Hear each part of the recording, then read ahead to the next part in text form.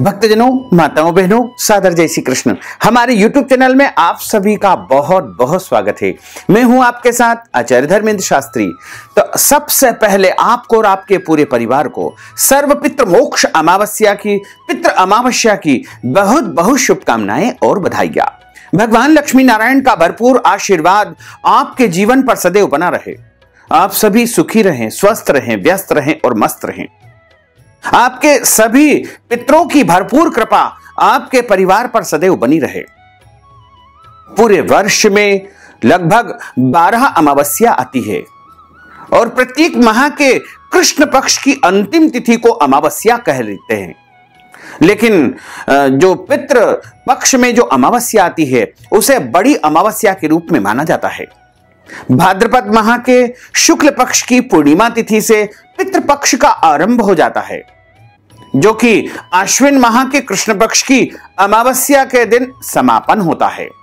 और इस पितृपक्ष को श्राद्ध पक्ष भी कहा जाता है। 16 श्राद्ध के नाम से भी इसे जाना जाता है तथा महालया श्राद्ध के नाम से भी इसे जाना जाता है। इसे कनागत भी कहा जाता है। और इस दौरान हमारे जितने भी पूर्वज होते हैं वो सभी पितृलोक से पृथ्वी लोक पर आते हैं और अपने अपने परिजनों के घर के आसपास वायु रूप में भ्रमण करते हैं तथा अपने परिजनों से अपेक्षा करते हैं कि हमारे लिए तर्पण करेंगे और पिंडदान करेंगे, ब्राह्मण भोजन करवाएंगे, पंचबली कर्म करेंगे तथा पितरों की शांति के निमित्त महालया श्राद्ध कर्म करेंगे, सपिंडी श्राद्ध करेंगे। यानी समस्त पितृ अपने अपने परिजनों से यही आकांक्षा रखते हैं, क्योंकि पितृलोक में उन्हें खाने पीने के लिए कुछ भी नहीं मिलता है और जो यहां पर पृथ्वी पर उनके परिजन उनके लिए प्रदान करते हैं वही उनको जो है तृप्ति प्राप्त करवाता है। क्योंकि जब हमारे पितरों की पूर्वजों की आत्माएं अतृप्त रहती है, यानी भूखी प्यासी रहती है, ऐसी स्थिति में उनकी आत्माएं इधर उधर वायु रूप में भ्रमण करती रहती है। और जब वो अतृप्त रहती है तो वह अपने परिजनों से अपेक्षा रखती है कि उनकी तृप्ति के लिए पितृपक्ष में कर्म करेंगे। और जब वो उनकी तृप्ति के लिए कर्म करते हैं तो उनकी आत्मा को शांति मिलती है। और जब आत्मा को शांति मिलती है तो परिवार के लोगों को आशीर्वाद प्राप्त होता है। और यदि उनकी आत्मा अशांत होकर के अतृप्त होकर के जाएगी तो परिजनों के ऊपर पितृदोष लगने लगेगा। इसी कारण घर में बहुत सारी समस्याएं उत्पन्न होने लगती है, जैसे पढ़ाई में रुकावट पैदा होना या फिर नौकरी नहीं मिल पाना, नौकरी में उन्नति नहीं होना, कर्ज की स्थिति निर्मित हो जाना, अपना खुद का घर नहीं बन पाना या फिर विवाह योग्य बच्चों के विवाह नहीं हो पाना, घर में संतान प्राप्ति का अवसर नहीं आ पाना। इसके अलावा भी कई ऐसी गंभीर समस्याएं जो कि पितृदोष के कारण उत्पन्न होने लगती है। और यदि हम श्राद्ध पक्ष में अपने पितरों की तिथि के दिन या फिर उनकी तिथि याद नहीं है तो सर्व पितृ मोक्ष अमावस्या के दिन उनके लिए तर्पण करेंगे, श्राद्ध करेंगे, पिंडदान करेंगे, ब्राह्मण भोजन करवाएंगे, पंच बलि कर्म करेंगे, नारायण बलि कर्म करेंगे, सपिंडी श्राद्ध करेंगे या फिर अन्य किसी भी प्रकार से हम पितरों की तृप्ति के लिए दान पुण्य करेंगे तो निश्चित तौर से पितरों की आत्मा को शांति प्राप्त होगी और हमें और हमारे परिवार को उनका भरपूर आशीर्वाद प्राप्त होता रहेगा। तो सर्व पितृ मोक्ष अमावस्या जो कि बड़ी अमावस्या है, इस बार सर्व पितृ मोक्ष अमावस्या 6 अक्टूबर 2021 बुधवार के दिन है। वैसे तो अमावस्या तिथि का आरंभ एक दिन पहले यानी 5 अक्टूबर को शाम को 7:04 से हो जाएगा, जो कि अगले दिन यानी 6 अक्टूबर 2021 बुधवार को दोपहर 4:34 पर अमावस्या तिथि समाप्त हो जाएगी। तो मध्याह्न व्यापिनी जो पितृकर्म व्यापिनी जो अमावस्या है, जिसमें कुतुब काल भी आता है, ऐसी पुण्यदायी जो अमावस्या है जिस दिन पितृ विसर्जन होगा, पितरों की जो है शांति के लिए कर्म करेंगे, जाने अनजाने पितरों की तृप्ति के लिए कर्म करेंगे, वो अमावस्या 6 अक्टूबर 2021 बुधवार के दिन ही रहेगी। और सभी भक्त जनों को अपने अपने परिजनों की तृप्ति के लिए यदि आप 16 दिनों में या पितृपक्ष में कोई भी कर्म अपने पितरों की तृप्ति के लिए नहीं कर पाए हैं तो आपको अमावस्या के दिन तो जरूर ही अपने पितरों की तृप्ति के लिए कर्म करना चाहिए। क्योंकि यदि हम पितृपक्ष की अमावस्या के दिन जो भी कर्म उनके निमित्त करेंगे तो निश्चित तौर से वो प्राप्त करते हुए पितृलोक को जाएंगे और जो तृप्त होकर के पितृ जाएंगे तो वो आशीर्वाद प्रदान करेंगे। और यदि उनकी आत्माएं भूखी प्यासी चली जाएगी तो वो अपने परिजनों को, अपने परिवार वालों को आशीर्वाद के स्थान पर श्राप भी दे सकते हैं। इसलिए आप इस दिन अपने पितरों के निमित्त तर्पण करें, जलांजलि प्रदान करें और पितरों के निमित्त पिंडदान करें। वैसे तो पिंडदान चावल के बना करके दान करना चाहिए और पिंडदान का जो महत्व होता है कम से कम 3 पिंडों का दान अवश्य करना चाहिए। इसके अलावा आपको इस दिन अपने पितरों की तृप्ति के लिए कुछ यदि नहीं कर सकते हैं तो केवल और केवल ब्राह्मण भोजन भी यदि आप करा देंगे तो भी आपके पितृ आपसे प्रसन्न हो जाएंगे। क्योंकि ब्राह्मणों के माध्यम से हमारे पितृ भोजन को स्वीकार करते हैं। जब हम ब्राह्मणों को तृप्त कर देते हैं तो हमारे पितृ स्वयमेव ही तृप्त हो जाते हैं। पितृ वायु रूप में हमारे घर में आते हैं। तो आप 6 अक्टूबर 2021 बुधवार के दिन पितरों का जब विसर्जन करें तो आपको ध्यान रखना चाहिए कि सुबह जल्दी उठे, जल्दी उठ करके स्नान करें और स्नान करने के बाद में पवित्र वस्त्र धारण करें। यदि संभव हो तो इस दिन जल में तिल डाल करके स्नान करना चाहिए। पवित्र नदी में जाकर भी आप स्नान कर सकते हैं, जैसे गंगा जी, यमुना जी, नर्मदा जी या कोई भी पवित्र या पुण्यदायी नदी में यदि आप स्नान करेंगे तो आपके पितरों को परम पुण्य की प्राप्ति होगी। तथा उसके बाद आप शुद्ध और पवित्र वस्त्र धारण करें। धुले हुए कपड़े इस दिन पहनना चाहिए, फटे कपड़े इस दिन बिल्कुल भी नहीं पहनना चाहिए। और उसके पश्चात मस्तक पर तिलक धारण करें। यदि आप चंदन का तिलक लगाना चाहते हैं तो सफेद चंदन लगा सकते हैं, पीला चंदन लगा सकते हैं, लाल कुमकुम का भी आप तिलक लगा सकते हैं। और उसके बाद पूरी निष्ठा और श्रद्धा के लिए पितरों के लिए भोजन तैयार करें। पितरों के लिए शुद्ध और सात्विक भोजन इस दिन तैयार करना चाहिए। पितरों के लिए लहसुन प्याज का उपयोग बिल्कुल नहीं करना चाहिए। साथ ही इस दिन अपने घर में मांस, मदिरा, अंडे अथवा मछली या कोई भी अभक्ष्य भक्षण का बिल्कुल भी उपयोग नहीं करना चाहिए। शुद्ध और सात्विक भोजन आपको तैयार करना चाहिए।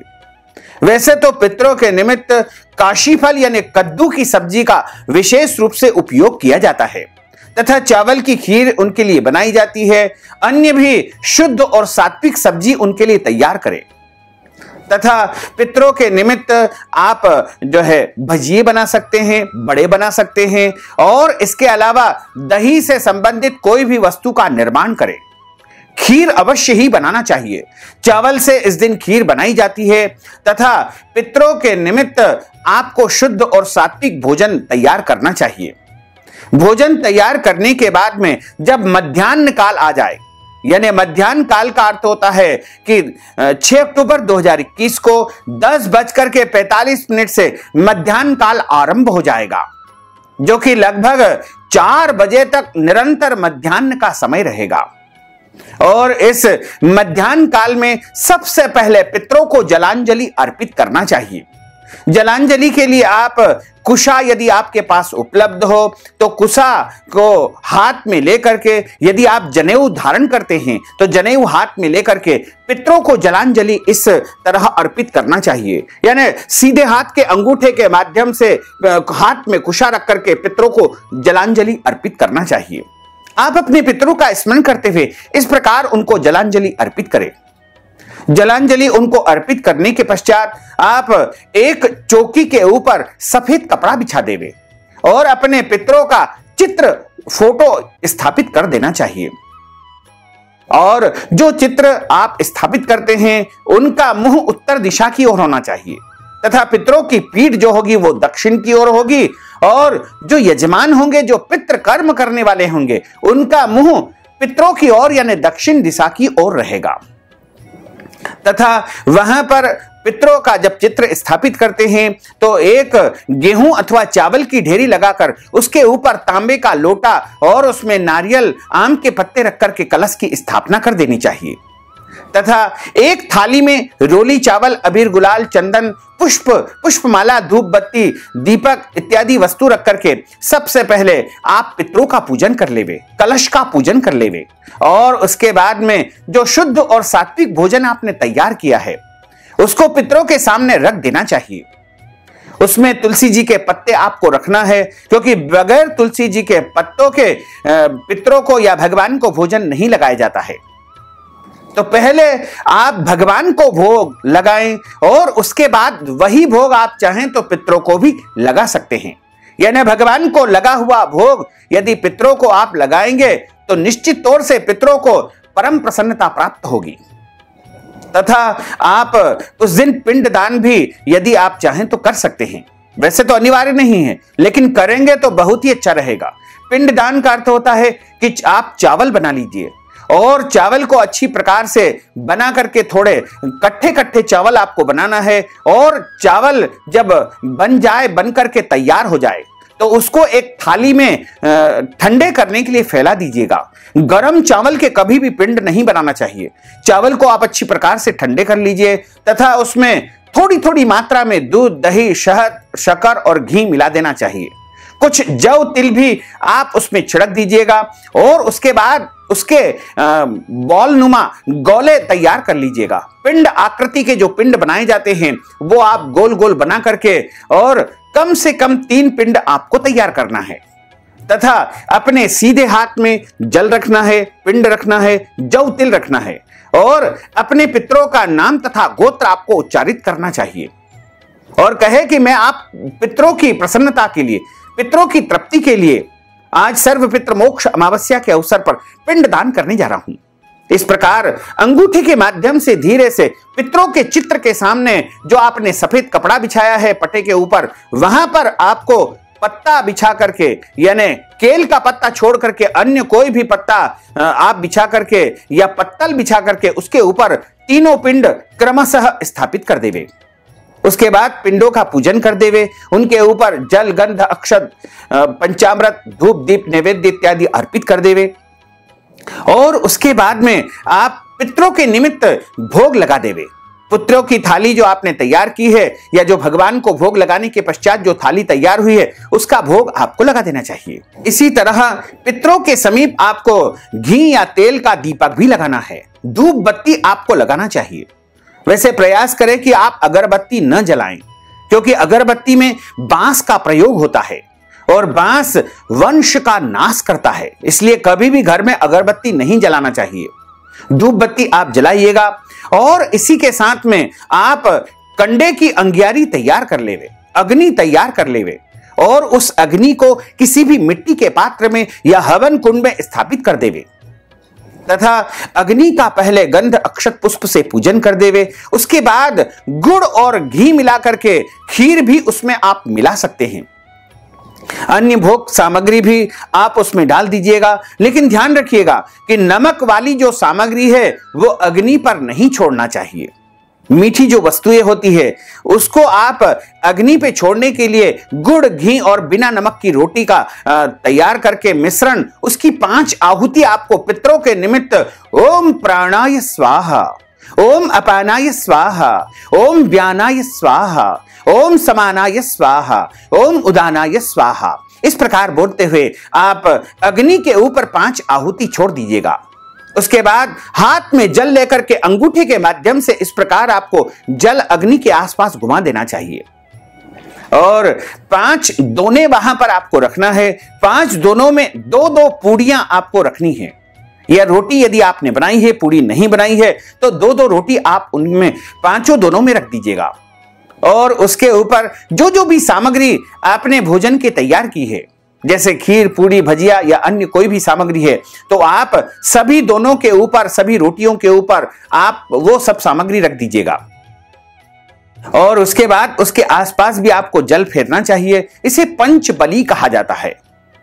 और उसके बाद जो पितरों को भोग लगाया है वह जो भोजन की थाली है वो आप स्वयं भी प्रसाद रूप में ग्रहण कर सकते हैं। और यदि नहीं ग्रहण करना चाहें तो आप गौ माता को खिला दीजिएगा। और जो पंच बलि आपने तैयार की है उसमें से एक दोना जो आपने तैयार किया है वो आप गौ माता को यानी गाय को खिला देंगे। उसके बाद दूसरा जो है वो कुत्ते को खिला दीजिएगा, तीसरा कौवे को आप खिला दीजिएगा, तथा जो चौथा दोना रहेगा वह आप चींटियों को खिला दें। और उसके बाद जो पांचवा रहेगा वो मछलियों को आप जलाशय में प्रवाहित कर दें। इसी के साथ यदि उस दिन घर में कोई भी याचक अथवा भिखारी आता है तो उसको भी भोजन का दान अवश्य करना चाहिए। तथा इस दिन आपको पितरों का विसर्जन करना है। हाथ में जौ और तिल लेकर के पितरों से प्रार्थना करें कि हे पितृ देवता, हमने निरंतर आपकी सेवा की है, आपकी पूजा की है, और यदि हम आपकी सेवा पूजा नहीं कर पाए हैं, आपको जलांजलि नहीं दे पाए हैं, तो ऐसी परिस्थिति में भी आप हमें जो है आशीर्वाद प्रदान करना, और हमारे द्वारा जो भी बन सका वो हम आपको प्रदान कर रहे हैं। आप इन सब वस्तुओं को स्वीकार करके तृप्त हो जाइए तथा हमारे पूरे घर को, परिवार को, सभी सदस्यों को आशीर्वाद प्रदान करिएगा। उसके बाद उसी दिन आपको पितृ विसर्जन का कार्य संपन्न कर देना चाहिए। पितरों के निमित्त जो भी वस्तुएं वहां पर चढ़ाई जाती है वो या तो आप ब्राह्मण को दान देवे या फिर उसको जल में प्रवाहित कर देना चाहिए। जैसे सफेद कपड़ा, पुष्प, धूप की अंग्यारी या अन्य जो भी वस्तुएं होती है वो सब आप जल में प्रवाहित कर दे या ब्राह्मण को दान देवे। यहां पर जो नारियल कलश के लिए स्थापित किया है उसको भी आप या तो फोड़ करके स्वयं प्रसाद रूप में खा सकते हैं या ब्राह्मण को दान भी कर सकते हैं। वहां पर जो दान दक्षिणा चढ़ाई जाती है वो किसी भी विद्वान ब्राह्मण को ही दान कर देना चाहिए। तथा इस दिन ब्राह्मण भोजन करने का विशेष विधान बताया गया है। वैसे तो कहा जाता है कि सर्व पितृ मोक्ष अमावस्या के दिन 16 ब्राह्मणों को भोजन करवाना चाहिए। यदि आप 16 नहीं करवा सकते हैं तो आप जितनी आपकी शक्ति हो, जितना आपके पास सामर्थ्य हो, उतना ब्राह्मण भोजन आप करवा सकते हैं। तथा पितृ विसर्जन के दिन चूंकि पितृ देवता हमारे घर से पितृलोक को पुनः प्रस्थान करते हैं और पितृलोक की यात्रा पर वो जाते हैं, ऐसे में अपने जो मुख्य द्वार होता है वहां पर किसी भी मिट्टी के पात्र में जल अथवा दूध भर करके आपको रखना चाहिए तथा मुख्य द्वार के समीप एक दीपक आपको लगा देना चाहिए। यह विधि आपको सूर्यास्त के समय कर देनी चाहिए। ऐसा करने से जो पितृलोक की तरफ प्रस्थान करेंगे उनको पूरे मार्ग में आपके जलाए हुए दीपक से प्रकाश प्राप्त होगा और जो जल और दूध आपने द्वार पर रखा है वह भी पीते हुए वो तृप्त होकर के पितृलोक की यात्रा पर प्रस्थान कर जाएंगे। और जब तृप्त होकर के वो प्रस्थान करेंगे तो आपको आशीर्वाद देकर ही जाएंगे। यदि आपके द्वारा जाने अनजाने में कोई भी गलती हो गई है, कोई भी त्रुटि हो गई है, तो उसे आप जरूर ही पितृ देवता क्षमा कर देंगे। तो इस प्रकार आपको सर्व पितृ मोक्ष अमावस्या के दिन पितरों की शांति के लिए, पितरों की तृप्ति के लिए कर्म करना चाहिए। तो अगर आप स्वयं नहीं कर सकते हैं तो किसी अन्य व्यक्ति के माध्यम से भी आप करवा सकते हैं। किसी ब्राह्मण के द्वारा भी आप यह कर्म संपन्न करवा सकते हैं। इसी के साथ यदि आपके घर में जन्म अथवा मृत्यु का सूतक लगा हो, ऐसी परिस्थिति में आप किसी अन्य ब्राह्मण के माध्यम से पितृकर्म संपन्न करवा सकते हैं। और यदि नहीं भी करवा पाते हैं तो मानसिक रूप से आप पितरों से हाथ जोड़ करके प्रार्थना अवश्य कर लीजिएगा। और यदि कुछ और नहीं बन सके तो आप सर्व पितृ मोक्ष अमावस्या के दिन अग्नि के ऊपर थोड़ी सी शक्कर या गुड़ डाल देंगे तो भी पितरों को प्राप्ति हो जाएगी और उनसे प्रार्थना कर लीजिएगा। अपने मन की इच्छाएं, मन की कामनाएं पितरों के सम्मुख आप प्रकट कर दीजिएगा। तथा आपके घर में यदि माताएं बहनें मासिक धर्म की अवस्था में हैं, ऐसी परिस्थिति में किसी अन्य के माध्यम से पितृकर्म आप संपन्न करवा सकते हैं। पितृ का श्राद्ध जो किया जाता है वह श्रद्धा भाव से किया जाता है। उसका कोई प्रमाण नहीं होता है, कोई खर्च या विशेष उसमें बहुत ज्यादा परेशान होने की आवश्यकता नहीं होती है, तनाव लेने की आवश्यकता नहीं है। यदि हमारे द्वारा कोई भी गलती हो जाती है, कोई भी त्रुटि हो जाती है, तो आप उसी दिन उसी क्षण आप क्षमा याचना अवश्य कर लेवे। जैसे हमारे पितृ तो दयालु होते हैं, कृपालु होते हैं, वो हमें क्षमा अवश्य ही प्रदान करेंगे। सर्व पितृ मोक्ष अमावस्या के दिन पितरों के विदा करने का अंतिम दिन होता है। 16 दिन तक पितृ हमारे घर में, हमारे आसपास विराजित रहते हैं। हम उनकी सेवा करते हैं और फिर उनकी विदाई का समय होता है। इस अमावस्या को सर्व पितृ मोक्ष अमावस्या, पितृ विसर्जनी अमावस्या, महालया समापन और महालया विसर्जन भी कहते हैं। कहते हैं कि जो नहीं आ पाते हैं या जिन्हें हम नहीं जानते हैं, उन भूले बिसरे पितरों का भी इसी दिन श्राद्ध संपन्न किया जाता है। इस दिन प्रत्येक मनुष्य को अपने घर में श्राद्ध कर्म अवश्य करना चाहिए। अगर कोई श्राद्ध तिथि में किसी कारण से श्राद्ध न कर पाया हो या फिर श्राद्ध की तिथि मालूम न हो, तो सर्व पितृ मोक्ष अमावस्या पर उनका श्राद्ध किया जा सकता है। इस दिन सारे पितर आपके द्वार पर उपस्थित हो जाते हैं। सर्व पितृ मोक्ष अमावस्या के दिन पितृ सूक्त का पाठ किया जाता है और इस दिन पितृ गायत्री का पाठ किया जाता है, पितृ कवच का पाठ किया जाता है, पितृ चालीसा का पाठ किया जाता है, गीता पाठ सुना जाता है, गीता पाठ किया जाता है, गरुड़ पुराण का श्रवण किया जाता है। श्राद्ध आप घर में, किसी पवित्र नदी में या समुद्र तट पर, तीर्थ क्षेत्र में या वट वृक्ष के नीचे, गौशाला में, पवित्र पर्वत के शिखर पर और सार्वजनिक भूमि पर दक्षिण में मुख करके श्राद्ध कर्म संपन्न कर सकते हैं। शास्त्र कहते हैं कि पुन्नाम नरकायत त्रायते इति पुत्रः।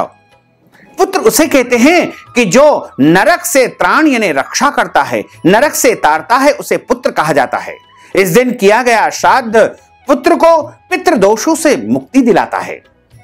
यानी जब हम पितरों के निमित्त कर्म करेंगे तब हमारे पितृ दोष समाप्त हो जाएंगे। शास्त्रों में बताया है कि कुतुब काल, रोहिणी और अभिजीत काल में श्राद्ध कर्म करना चाहिए। प्रातः काल देवताओं का पूजन, मध्याह्न में पितरों का श्राद्ध किया जाता है, जिसे कुतुब काल भी कहा जाता है।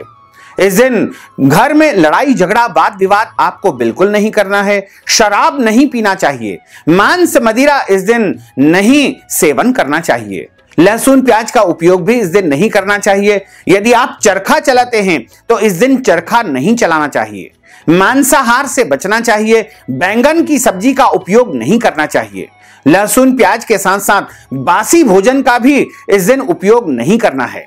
और इस दिन मूली का उपयोग नहीं किया जाता है, लौकी का उपयोग नहीं किया जाता है तथा इस दिन मसूर की दाल का भी उपयोग नहीं करना चाहिए। सरसों का साग भी पितृ कर्म में मना किया गया है। सर्व पितृ अमावस्या पर तर्पण करना, पिंडदान करना, देव ऋषि पितृ और देवताओं की पूजन के पश्चात पंच बलि कर्म करके ब्राह्मण भोजन करवाना चाहिए। इस बार सर्व पितृ मोक्ष अमावस्या 6 अक्टूबर 2021 बुधवार के दिन एक विशिष्ट योग बन रहा है, जिसका नाम है सर्वार सिद्धि योग। इसी के साथ चंद्रमा और सूर्य दोनों ही हस्त नक्षत्र में विराजित रहेंगे। तो ऐसे शुभ संयोग में इस बार कई वर्षों के बाद में गज छाया नामक योग भी निर्मित हो रहा है।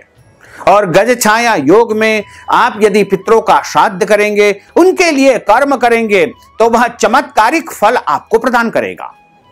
गज छाया योग जो कि पूरे दिन रहेगा। धर्म ग्रंथों तथा पुराणों में लिखा हुआ है कि जब गज छाया योग में पितरों के निमित्त श्राद्ध किया जाता है, तर्पण किया जाता है, पितरों की तृप्ति के लिए कोई भी कर्म गज छाया योग में किया जाता है, तो 12 वर्षों तक यह किए गए जो है उपाय यानी पितरों के जो है तृप्ति दिलवाते हैं। यानी निरंतर 12 वर्ष तक हमारे पितृ तृप्त रहेंगे। गज छाया योग में यदि आप पितरों के निमित्त एक पिंड दान भी कर देंगे तो वो 12 वर्षों तक पितरों को जो है तृप्ति करवाते रहेंगे। यानी गज छाया योग का प्रभाव निरंतर 12 वर्षों तक रहता है। इसलिए गज छाया योग में आप जो भी दान करेंगे, पुण्य करेंगे, ब्राह्मण भोजन करवाएंगे, पितरों के निमित्त कर्म करेंगे, वो निरंतर 12 वर्षों तक पितरों को तृप्त करवाता रहेगा। सर्व पितृ मोक्ष अमावस्या के दिन आपको तुलसी जी का पूजन करना चाहिए, तुलसी जी में जल अर्पित भी करना चाहिए। इसी के साथ चूंकि पीपल के वृक्ष में भी पितरों का निवास माना जाता है, इसलिए सर्व पितृ मोक्ष अमावस्या के दिन आप एक लोटे में दूध, जल, शक्कर, काले तिल मिला करके पीपल के वृक्ष में अवश्य चढ़ा दे, जिससे पितरों को परम शांति मिलेगी, उनको तृप्ति अवश्य ही प्राप्त होगी। इसके अलावा इस दिन आपको गरीबों को भी वस्त्र दान करना चाहिए, उनको भी आपको भोजन आदि कर्म जो है संपन्न करवाना चाहिए। यानी इस दिन जो भी कर्म करेंगे वह सीधा सीधा पितरों को प्राप्त होगा, और जब पितरों को वह प्राप्त होगा तो पितरों को परम शांति मिलेगी, तृप्ति मिलेगी। जब पितृ तृप्त हो जाएंगे तो वह स्वयमेव ही आपको आशीर्वाद प्रदान करेंगे, और जब वो आशीर्वाद देंगे तो आपके घर परिवार के समस्त पितृदोष समाप्त हो जाएंगे। तो भक्तजनों, माताओं, बहनों, अगर आप सर्व पितृ मोक्ष अमावस्या के दिन अपनी ओर से ब्राह्मण भोजन करवाना चाहते हैं, पिंडदान करवाना चाहते हैं, तर्पण करवाना चाहते हैं, पितृदोष शांति के कोई भी उपाय करवाना चाहते हैं, तो अपने पितरों का नाम तथा गोत्र हमें व्हाट्सएप के माध्यम से आप भेज दीजिएगा, तथा इस हेतु नगद धन राशि आप हमारे पेटीएम के माध्यम से, गूगल पे के माध्यम से, फोन पे के माध्यम से या अकाउंट नंबर के माध्यम से भेज करके सर्व पितृ मोक्ष अमावस्या का संपूर्ण पुण्य फल प्राप्त करके अपने पितरों को तृप्त कर सकते हैं। साथ ही आपसे अनुरोध है कि हमारे इस ज्ञानवर्धक वीडियो को अधिक से अधिक लोगों को शेयर करिएगा, लाइक करिएगा, कमेंट करिएगा, और यदि अभी तक आपने सब्सक्राइब नहीं किया तो अभी और इसी समय सब्सक्राइब अवश्य कर लीजिए। आपको और आपके पूरे परिवार को सादर जय श्री कृष्ण, सादर धन्यवाद।